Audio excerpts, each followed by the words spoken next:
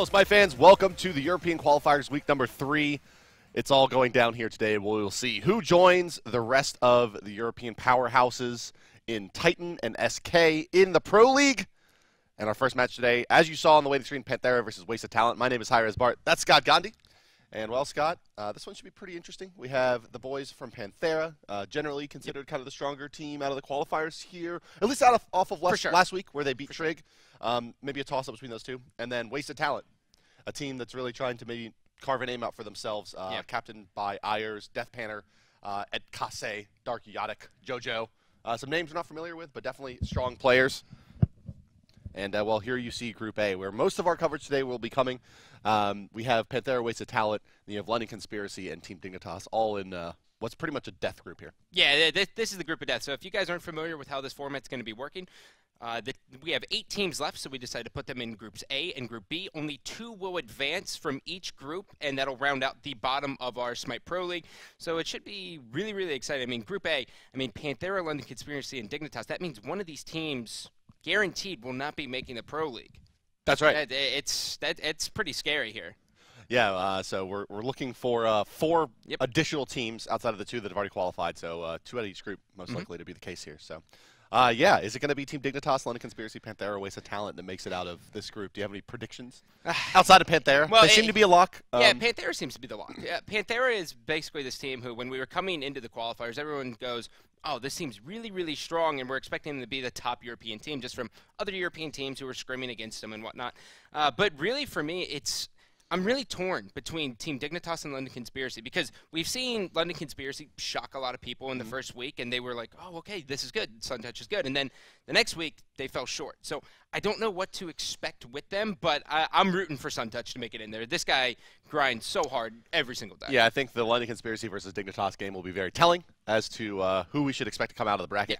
Yeah. My guess would be Dignitas comes out. London Conspiracy a little bit less of of experience, kind of. Similar to other sports, right? You know, this is like the playoffs, basically, for these teams in the first beginning of this burgeoning new season. And, well, the kind of been there before qualities that Young Bay has, maybe a little bit better at guiding the team than Suntouch's 10,000 hours of streaming. Yeah. So, you know, like, both of them a lot of time in the game, but we'll see. All things told, we do have coverage of the Group B side matchups primarily. You'll be able to find those over on Brandon's stream at DM Brandon. And this is what that group looks like. It's Trig Esports, the upcoming stars, Team Pointless, and Spicy Waffles. Spicy Waffles is the team with Half Devil. Pointless, we saw surprising people last week. Yeah. The upcoming stars, while still trying to have their comeuppance, and then of course Trig Esports, the kind of Fnatic / TSM from last season mix-up team. Powerhouse. Powerhouse. Trig Esports, this is a team who I feel either is going to play up to their competition or down to their competition is really what we saw last week. I think they kind of slept on Team Pointless, and it kind of came back to haunt them as they lost. But even looking at Group B, we're talking about Group A and how it's this group of death. But realistically, if Pointless plays the way they did last week and Trig Esports kind of comes in lackadaisically and kind of plays against them, we could see Pointless come out of this as well. But as a betting man, you would be a fool to go against Trig Esports and Spicy Waffles. Yeah, Spicy Waffles, captained by Half Devil. This guy's got a lot to prove after being dropped from actually Fnatic. So. That's right. Yeah, so we have it's a pretty strong group out of B. A seems a little bit more like the death group, as we mentioned, but B, yeah, you're right. The favorites coming out of there, Trig and Spicy. Yeah, that's like the sleeper group where something crazy could happen, and we'd be like, we wouldn't be surprised. But we basically put our stock in Group A being like, oh, my God. This is going to be nuts. It's the madness. Yeah. That's where the madness is happening. And well, our first game is going to be Panthera versus Wasted Talent. Yep. This one should be a pretty good one. Let's go ahead and move on into the game here and get things started, guys. In week number 3 of the European qualifiers, we'll see who moves on to the Pro League. Picks and bans underway. Panthera versus Wasted Talent. Now, this is going to be interesting to see. So, obviously, Europe loves Ymir, but it's going to be interesting to see what they kind of prioritize banning out here. So, first ban actually going to be Aphrodite.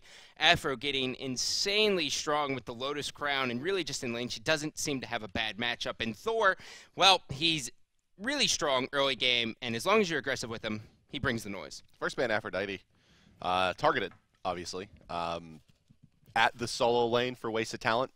Death Panther. I assume that's Death Panther, but he's Death Panther in game. I'll probably call him Panther because I'll have a very hard time saying Panther.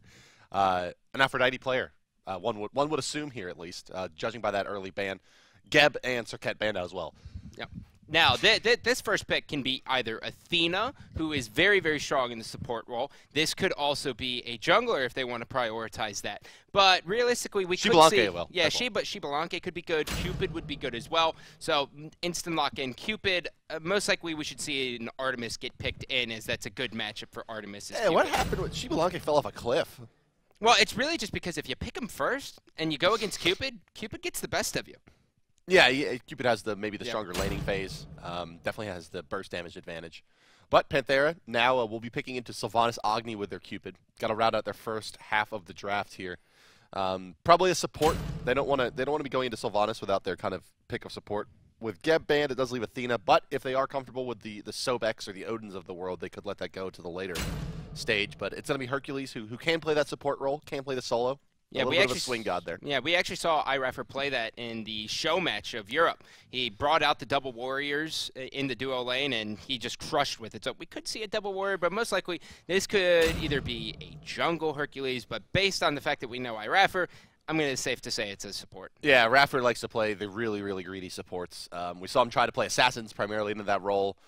Then last week reached back for Geb. They perform very well with the Geb, but this seems to be the happy medium here. Hercules, a little bit of a damage dealer, a little bit of a tank, a whole lot of man, and one of the few nibbles. He is a lot of man.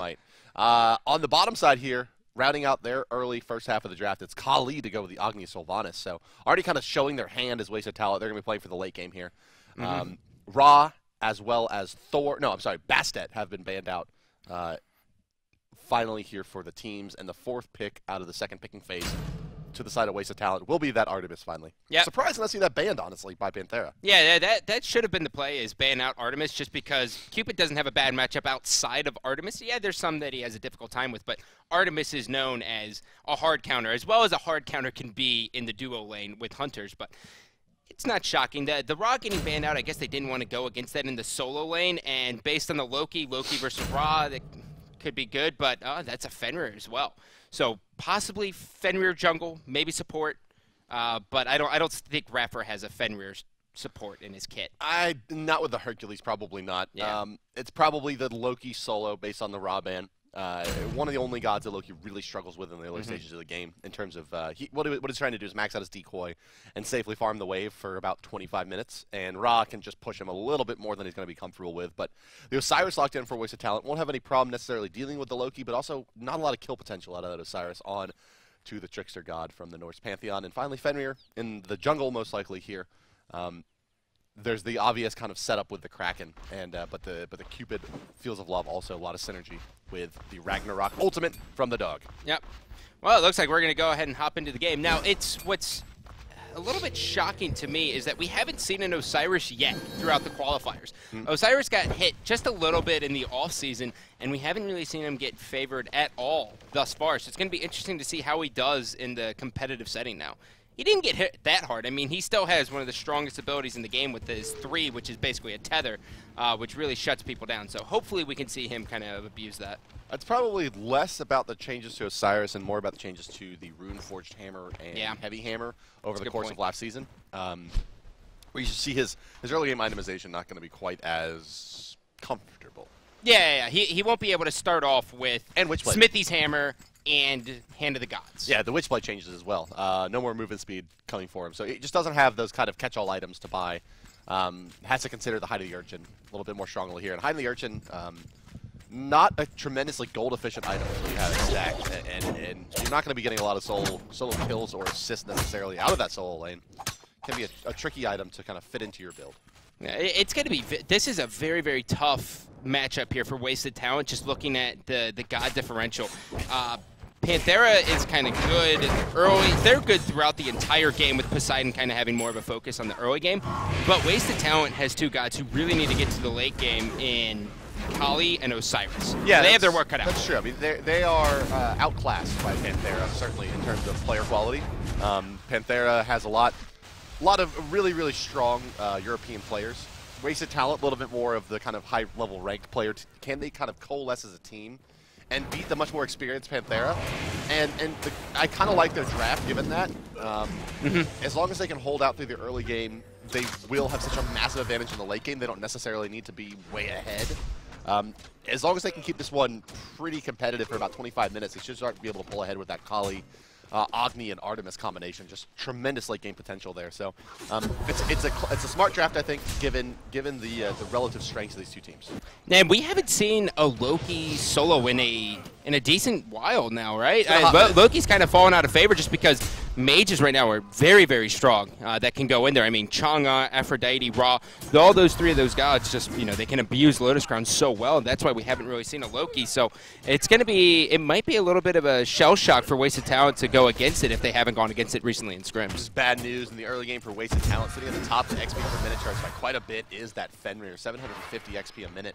Adapting going to be sitting at level 5, right around the 2-minute mark at this rate, it looks like. And that means that this first kind of Gold Fury contest is going to be even more difficult for Wasted Talent, because he will be dealing with a level 5 Fenrir. Yep. Well, Kali went for the rotation. She tried to get a pick over in the duo lane, but really nothing came out of it. There was no follow-up pull from Sylvanas at all, so a little bit of waste. But now Fenrir could be getting caught. Now he's just going to get out of there. He throws a deep ward down and just rotates out. So good job by Fenrir, just kind of noticing that there was no kill potential, and it's a waste of his time. The level 5 Fenrir, so much kill potential, especially with that Poseidon in the mid lane. About 30 seconds away from mid-camp's first spawn. And this is where we're going to see the team start to make their way over here. Right now, you do have Adapting on the Fenrir, pressuring the dual lane a bit, but really he's trying to stall out that rotation from the Sylvanas and make sure that he can't make his way over to this left side mid-camp. And the question is, will they pull the Loki to try to secure right? As there's not going to be much that can really contest this Fenrir here in the early stage of the game. He'll need 3 or 4 Agni bombs. He's going to leap in. Hey! Ragnarok, there's the Kraken, and there is, yes, indeed, a dead Ayers for your first blood, to the credit of Optics. And now Optics getting rolling early on, that's good. Poseidon's very, very strong early, which is definitely a necessity to get him started. But the one thing that's interesting for Agni is what Agni chooses to do. If he goes with the beads, and he's actually went with the Aegis to kind of deal with it. So with that, it's like, do I go for the beads to handle with Fenrir, or do I just get the Aegis? And he decided to go with the Aegis, which is the right call, because how much priority is Fenrir really going to put on the mid? Fields of Love comes out in the dual lane. Artemis will escape it. Hercules still in the front line here, but he eats a trap. Boulder doesn't care, though. Tosses that one. And Raffer secures the second kill for Panthera. And, well, it's a little bit how you'd expect it to go, given the lineups here. Wasted Talent, as we mentioned a few times, a little bit more oriented towards the late game. Yeah. But not to say that, Optics in the mid lane, he will get cleaned up. Kali has gone a little deep here, though. Adapting should be able to clean this one up. Yes, over the top he goes. 3 for 1 now, as Adapting does get that kill onto the Kali. And, well, did that kill go to the credit of Kali is the question here. No, it didn't. It did not. She got the assist. Not helping her accelerate her farm either. And in the meantime, again in the duo lane, Etakaske, however you would say that. His name is Sylvanas in terms of his god, and he has died. Yet again, 4 kills now in the early game. And, well, they can sustain a little bit of getting behind in the early game, can Wasted Talent, but at this rate, it's going to get pretty ugly. And really, the first Gold Fury is going to be the issue for them. Yeah, that's what they have to worry about is this Gold Fury. I mean, Cupid's going to go back. He's going to start working towards his dev gloves. Raffer, though, he's got 2 kills with Hercules, and that's really just because early on in the duo lane, a lot of supports aren't used to having a pull that knocks up and then a driving strike that brings you directly into the creeps. You're looking at a lot of damage, especially early on. And seeing since Sylvanas, he does have Mark of the Vanguard, but it just simply isn't enough to deal with Raffer. Looks like an invade coming out at the top side orange buff. Fenrir's going to be able to take his speed buff and leap out of there. Loki coming to be a bit of a nuisance as well. So the Hog successful. Kraken coming out in the mid lane, not going to do too much damage. Optics trying to make his way out, and barely off the mark there with the pull was Sylvanas. But orange buff topside invaded and successfully taken by Panthera. Now, it's going to be interesting to see if Wasted Talent can shove this wave and kind of rotate back and get the speed buff of Panthera. That's how they have to answer back. But the problem is this wave shoves so far up that Osiris really can't commit on going there, so they're going to not be able to invade as well. So another big victory here for Panthera. But will this lead be big enough for Panthera? Fenrir will fall off pretty aggressively here after about 20 minutes or so. Damage potential goes basically bottoms out. And that's when you're looking at the Loki and the Cupid to really carry the brunt of the weight here, with Poseidon breaking up those team fights and Hercules maintaining a front line versus, of course, just the hard one-position Kali bringing a lot of damage. But as you mentioned here, I mean, that's the thing to look at is, can they secure Kali a decent amount of farm? Her net worth is the top on her team, and in fact, quite a bit below the top of the game, though, so it's going to be a tough task for her. Artemis. Left side lane. Artemis, she's going to find herself, well, in a dead spot, but does trade for the kill under the Cupid, and the Cupid with those early kills worth a little bit more gold than she will be. So a decent trade for Wasted Talent there. Raffer can kind of go into this hybrid damage support build if he really wants to. I mean, he's 3-0 as Hercules in the duo lane. He can really go any build he wants. He could go for a complete support, but there's really no need to. But eyes have turned over to the mid Harpies on the left side. Adapting's going to be here. Kali trying to poke it. They're not able to get it, though. And they have the timer on the right as well. So they will be looking to contest this. Fenrir can jump over the wall and make an easy contest as well. So it looks like they are going to commit on this. Right side lane, Kali's going to have to use her hog if she wants to drop this one down. In comes Fenrir. She will secure it for her team. Wasted Talent takes her right side camp. That was big. That was really, really big. I thought Fenrir was going to kind of come around the backside and just try to eat her and then drop her for Poseidon, who does have Kraken, but the timing was just a little bit off. It looks like they just really cared about getting the Harpies instead of the kill, which is the right call. Adapting here. Well, he's looking to set up a kill on the left side lane. Artemis seems none the wiser, at least for now. Oh, this is bad news. Adapting has a pretty decent angle here. Can he cover the distance? She doesn't have Tusky. Nice. Used it for the kill earlier, putting her right in the spot. There's the heart bomb. Here comes the in-hands, and pop, boom goes the dynamite. Emilito now with his 3rd kill in this match. Yeah, that was a good job by Raffer as well. So Raffer, who's already 3-0, he doesn't really want any of these kills. He's a support. He wants Cupid to get on there. Well, he's got the pull on Kali. He soft serves it up to Emilito. He's got the heart bomb on him, but there's going to be the destruction. Who's going to get the kill on Kali? Most likely going to be Adapting. Adapting gets yet another one, and Sylvanas is forced to waste an ultimate. I don't think he was forced to do anything there. I think he just used the ultimate. I mean, they had no kill potential. They had already used all their stuns to kill the Kali. Really a pretty big misplay. Dude, they're going in. Yeah, I mean an ultimate there. Lot more chance for a play to ult him under the tower than just kind of in the middle of the lane. I get it. I think he was just like super scared of the damage potential that they have when you're looking at who's in that lane. You were looking at a 1-0-2 Fenrir and a 3-0-1 Hercules. You're going to get hit by a lot. So I guess he just ripped it. Yeah, Hercules getting credit for those kills in the duo lane. Only the 1 kill to the favor of Emilito, but he does have 5 assists already on this Cupid. I mean, they're just snowballing really out of control here. I mean, you look at just the level kind of distribution for Panthera. Everyone level 10 with the exception of the Loki at level 11 versus level 7 Sylvanas, level 8 Artemis. The duo lane just really getting hammered on. Sure. And they know it, though, too. You said it earlier where, Fenrir's going to kind of stall out at around the 20-minute mark. They don't want this game to go much longer past that. So we're going to see early objectives for us. We're going to see constant team fights. And now Hercules, he throws Kali back. He's got Fenrir helping. Poseidon's on the rotation as well. Oh, there comes the Fenrir, speaking of which. With this kind of lead, it's possible for him to transition into more of a damage role. We'll get to that in a moment, though. Sylvanas will get cleaned up as well. Nicely placed Kraken to cut off his escape route from Optics there. 10th kill of the game going their way. Fenrir does have extremely potent steroidal potential out of his 2, but generally speaking won't be leveling that until the last 4 levels. We'll see what Adapting's looking at here. Yeah, indeed. So the Seething Howl has no levels in it. He's building, as you can see, into what appears to be Devourer's Gloves, although this could still be the Bloodforge. Could be the Bloodforge. It's setting him up for a little bit better of a late-game potential, but this god desperately needs defensive items to maintain relevancy. So that it's difficult for him to really transition to a damage role, even given how strong Seething Howl is on paper. You got to have the Magi's Blessing and probably something else to really remain viable, unless you're this far ahead and snowballing. So we'll see what Adapting likes to do with it.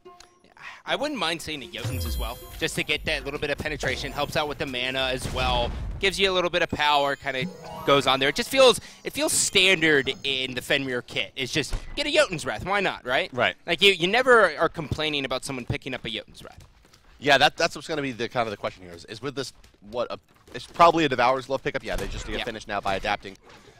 It's got to be something like Magi's and Jotuns or a Winged Blade or something, some kind of defensive hybrid item coming up in the next item for him, or they're going to be able to really kill this dog. But at level 12, he's got a lot of HP, and there's not a lot of burst potential on the side of Wasted Talent when you look at them. It's primarily Agni that's really bringing any kind of instance-based burst. So they'll have to use the Sylvanas ultimate, Kali stun, maybe Osiris ultimate as well to really burst anything down. So could be a fairly easy game for Fenrir to maybe skip some of those defensive items. Well, Loki's got to be careful here. Loki committing hard on Death Panther. Here comes Kali. He should be able to get out of this here. The Vanish is getting ready to come up. He's going to be stunned. And he's curtains here. Agni with great bomb placements there. He stuns him out. This is at least chipping at the lead a little bit, but on the left side, Fields of Love is down. Tusky's going to stop Cupid from getting the kill potentially. Cupid's going to continue and then gets out. Isn't able to get it. The whiff's just doing that much healing for Sylvanas. Yeah, Sylvanas barely makes it out of there with his life, but they do pressure them under the tier 2, and this should open up the possibility to take that purple buff on the left side of the map. And they will, and Adapting's going to make his way over there as well in case there's any kind of contention, but there is not, and Emilito perfectly happy to go back to the lane and keep this wave pressured right up to that tier 2. They just have such good map control. Even though the vision isn't really superior, it's just the overall map control is nice. Yeah, Fenrir does have his ultimate. He knows Artemis is here. He's going to go for it. There's going to be one. He can turn on this. He's going to put her in the mouth, and then she's going to beads out of there. So that's beads down for Kali. That is still a win, even though they didn't kill her. Yeah, not that super high impact play that you necessarily always want, but it does set up their ability to especially go for objectives through this mid game here with Kali's beats down for quite some time now. 160 seconds remaining on that cooldown. Now, I was wondering how long it was actually going to take Fenrir to get stacks on his dev gloves. Already, he's had it for about a minute and a half, and he's got 19 stacks. So he does have to prioritize farm just a little bit, but with the kills and everything else, he's going to have no problem, and he's going to force out the dash. This might be a dead Agni. This should be an easy pull here for Hercules, but nope, easy Kraken. I pulled him out of the Kraken there. They were a little bit too good on their abilities, but they do still get the kill. It goes to the credit of the Hercules, and a kill on the Agni should mean this mid lane going down. There goes the Loki deep, and that's a big kill on the Kali to slow her down. As she's trying to work towards those chin size, double pull, double stun coming up from the Hercules. He's rooted another tower, uses the boulder. Sylvanas knockup comes through. Not good. And they're going to pile onto Sylvanas. Tussy's going to come out, but that's just going to be good enough to chain stun a couple of targets here, and only one caught under tower range. It's a full-on retreat from Panthera, at least for the moment. Emilito, can he pick off this tower? Did he heart bomb the tower? Am I crazy? Did I just see that? Nah, you might have been a little bit crazy. This Artemis is actually going to get out. Ninja Demi doesn't want to commit on this, so now Osiris is stuck. He's going to get pulled by Hercules. Hercules brings him right back to his team. Day. He's having a hard time. They force out the ultimate as well of Osiris. Meanwhile, right side lane Adapting is shoving it, and he's going to probably be able to get this tier 1 tower. No one's going to be able to contest him anytime soon, but he doesn't have any minions is the problem. Yeah, you know, the way this game is going, Brandon's earlier kind of ridiculous assertion that Raffer's the best player in the Pro League with one game played is looking actually maybe legitimate. Raffer, right. Unbelievably powerful so far through this game, has been really on the mark with those Earthbreakers, and well, which is the pull. And I mean, he's had some serious success here. Raffer looking like a force to be contended with in the European support scene, but now we'll see what he can do as Agni and Sylvanas are here. Dude! No Divine Ruin, and he jukes everything. Those plays are so hard to actually get because you get so caught up in the moment of just trying to get away. Raffer just showing how much self-control he has to wait it out, wait for the stuns. He knows Agni's a big burst. He's going to try to CC him there as well as Sylvanas. That is a fantastic play. Optics just chilling, letting the wave push back up towards him. Doesn't want to give Agni too much easy farm to pick off with their 13,000, nearly 14,000 experience lead, 8,000 gold difference to the credit of Panthera. It makes a lot of sense for him. Just strip that away from the Agni, keep him a couple levels behind. Just gives you even more kill potential with the Kraken. Yeah, and Optics has done great with this Kraken. Minus the one time where Raffer pulled the guy out of the Kraken. Raffer's been everywhere. This is what you expect out of Poseidon, and this is what we've been seeing all qualifiers long, and just in general from Poseidon. Until 20 minutes, this is when Poseidon has to be the most active, and then from there, as the game progresses, it's really just about setting up the Kraken, doing a lot of burst damage, and just hitting people with Trident.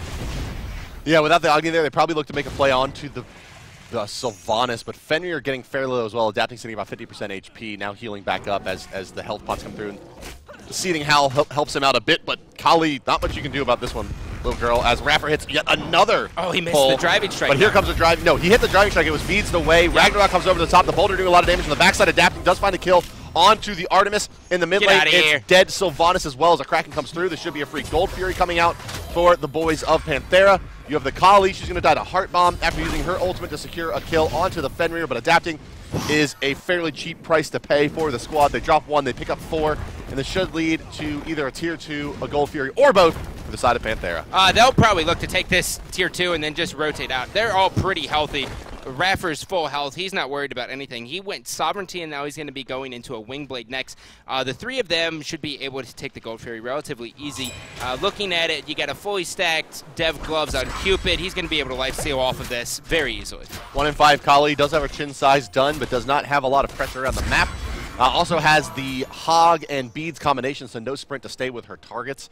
It's going to be a tough task to kill these gods, especially considering the Cupid and Poseidon and Loki, the 3 squishier targets that she has available to her, all have pretty damn good mobility. It's going to be a tough uphill battle for Kali, but certainly one that she's capable of doing. Yeah. Well, what's really scary is that Wasted Talent's front line is very, very squishy. Sylvanas has 1670 health, and he doesn't have a single item completed besides Mark of the Vanguard. Yes, he's going to be looking to go into his sovereignty, but he's still going to be a little bit off of that. So they really need to get him back involved in the game. But that's what's so tough about being a support player. If you get down just a little bit early on, it's so hard to get back into the game. Yeah, you see him level 9 versus the Hercules level 15, a 6-level disparity between the two supports. Net worth-wise, it's Loki and Fenrir topping the charts, and Fenrir, he's built, well, so far, all damage items. and this is really maybe where Wasted Talent needs to start the comeback here and start picking on this Fenrir, who doesn't have any defense whatsoever. But again, their lack of burst on this team makes it pretty hard to take down even a target like Fenrir, given the level advantages. Yeah. Fenrir, really, it just comes down to they think that he's so strong and that they really don't know how to peel for him. Their peel right now is looking like a Kali stun, Agni stun, and then Sylvanas. But Sylvanas, if he tries to peel, he's just going to get blown up by Panthera, and they know that. They know he's squishy, so they can focus him. And it looks like they're actually going to commit on this. If Radford gets this, which he does, this might be one dead Artemis. Ah, what a play. Uses the driving strike to close the ground, then hits him with the Earthbreaker. And, well, Raffer has had a near 100% success rate with that. Ninja Demi, he's going to look to pick on the Osiris here. Maybe not the best target for him to try to kill, but it's basically just, this is my lame partner. I want you dead. Kraken comes out to kill Etakaske, or the Sylvanas yet again. Now taking a spill for the 6th time. 2 assists to his credit. Really having a tough game here and being suppressed, especially with a Loki that has gone Heartseeker, Jotuns, and working on a Titan's Bane. He's going to be able to start picking off the Sylvanas really at any point. And that's going to make it pretty difficult, given that he has a 10-level advantage. Does Ninja Demi over that Sylvanas, so they'll have to waste less and less cooldowns now on the tank to secure objectives. But with Fire Giant buff and pressure on the Phoenix, they're going to fall back. However, not wanting to take the fight just yet, adapting once another damage item. Yeah, well, on top of that, they also want to admit they have the timer on the jungle buffs. I mean, Wasted Talent hasn't looked at a speed buff since the beginning, and Osiris, I don't believe, has had more than 1 blue buff as well. So they're really just controlling it. They don't want them to get back in at all. So, yes, the red buff is going to be coming up. That'll help out a bit. But you're looking at 3 people splitting 2 camps, which is going to help with experience. But really, far left lane, duo lane, is all the way shoved up. They are not going to go and try to farm this lane because that's way too unsafe for them. They have no vision at all in the Panthera jungle as well as on Gold Fury. They have 1 ward right now where it's on their speed buff. Yeah, some more rewards could probably help them out a little bit through this mid-game, moving into late-game period. Another thing to kind of consider here is that Wasted Talent hasn't invested into any anti-healing, and I can see, generally speaking, that you wouldn't want to waste itemization on the enemy support necessarily. But at this point, Raffer is now basically just another core, has gotten enough farm and has, well, 10 assists and 5 kills to his name with no deaths. He's going to be hitting pretty damn hard with just his level advantage, and they really need to have some kind of answer to this Hercules in the front line. If they don't, the fights will just continue going exactly how they have, with Raffer just being an unstoppable force in holding the front line of these fights for Panthera. But with no Divine Ruins, no Creeping Curses coming online yet, it looks like he's going to have basically kind of the dream game for Hercules. No one's building anti-heal, and you're ahead.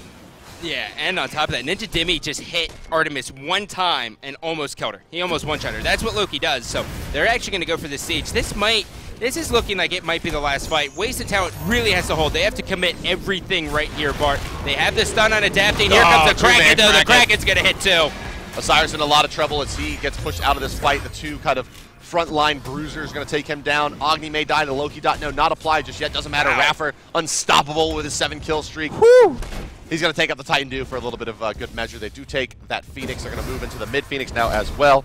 Raffer perfectly happy to tank this one up with mitigate wounds. He'll start healing back now. Mid-Phoenix does go down. Kali in a bit of trouble. Fenrir already leaped. Can Hercules pull I thought he got that. Just off the mark. Raffer, he's good, but he ain't that good. Titan now the one to take some damage. 24 kills to 4. 20 minutes, 30 seconds in. Panthera will defeat Wasted Talent in their first game of the European qualifiers. 24-4. I don't think we looked at the charge once, by the way, just because it was so fast. It was Experience difference was 28,000. Gold difference was 19,000. Yeah, it was. This one snowballed out of control. For those of you who aren't familiar with that term, basically, if you roll a snowball down a snowy hill, it gets bigger as it goes, and it gets faster, and the rate of increase increases. So that's basically what you saw there, was a Hercules that was not checked at any point, that got a lot of gold, a lot of assists, and pressured the map really pretty expertly from Raffer. For sure. And maybe even single-handedly won that game for them. Well, what did you think? And let me actually phrase it like this. How do you deal with the Hercules in the solo or in the duo lane, right? If you are a Sylvanas, do you just play it safe and sit in the back? And yeah, I think that it's a pretty solid counter pick to Sylvanas. All things told, Sylvanas, probably his major deficiency is ability to peel for his own teammates. Has to hit the pull or the skill shot route. It's not really something like a Sobek tail whip or Amir freezes. And so Hercules was able to play so aggressively there. The answer is probably rotate your support and try to get the kill on him early and have that snowball go on your side. You know, keep that Hercules super low so that he's not a threat, because Hercules from behind, he can't take enough damage to make mitigate wounds meaningful, and his abilities don't hit that hard. But we saw the ultimate there doing a lot as well. Yeah. That kind of range damage potential out of Hercules, especially combined with the Cupid Fields of Love. It was just nicely drafted by overall by the boys of Panthera. And you know, when you look at it, I mean, you're going to see that duo lane's going to excel early on. I mean, you're looking at a pull into a hard bomb. That's exactly what Cupid wants. Cupid wants the easy setup. So you almost would have liked to see, instead of a Kali, something early game-ish at some point. Even a Hunbats would have been. Yeah, I think ultimately Wasted Talent, the draft. What they missed was any kill potential, right? How did they get kills with this lineup? With the Kali, the Osiris, neither of them really great killers in terms of taking out a target. They're always going to run you down, and it takes 10, 15 seconds to kill you. Artemis, same kind of idea. I guess the Tusky into Trap into Vengeful Assault brings you something, but and Sylvanas, again, not a big damage. Yeah, you almost have to have Sprint 3 on Artemis to really chase people down and finish. Yeah, it was only the Agni one able to bring any damage. But let's take a look at the standings, guys, now, as game number 1 is in the books, and see how everything is shaking out, at least so far. Wow, what a surprise. It's Panthera with a win and Wasted Talent with a loss. We just did that. Side. Yeah. So we'll be taking a look at Group B now to see what happened in that first game action here. I forget what the first game was, but yeah, Panthera, this is kind of what we expected. But as we bring it up, Trig Esports versus Upcoming Stars. Trig Esports wins 1-0. So, yeah, we do have Trig coming out on top of the Upcoming Stars here in Group B, guys. That does finish our first game coverage today. We'll be back with game number 2 out of Group A in just a few. Again, if you wanted to watch your Group B games, you can find them over on DM Brandon's channel, twitch.tv/DMBrandon. And, well, we have an update on what went down in that Trig game here as we go to break. So we'll be right back with game number 2. And in the meantime, enjoy taking a look at what happened in the first game out of Group B.